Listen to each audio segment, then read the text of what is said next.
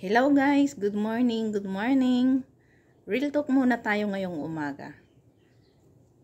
Kasi may mga nagsasabi na sabi nila hawak daw nila yung mga sarili nilang oras.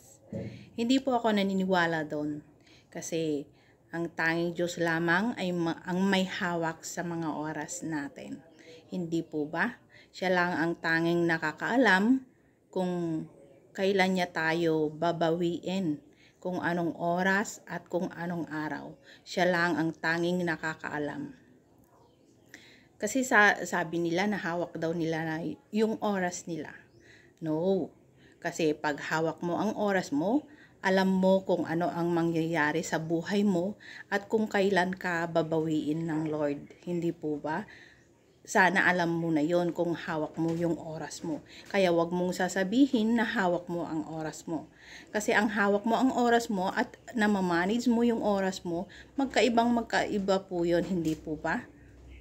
Kaya yun lang ang tanging share ko sa inyo guys. Bye! See you to the next video. Thank you for watching.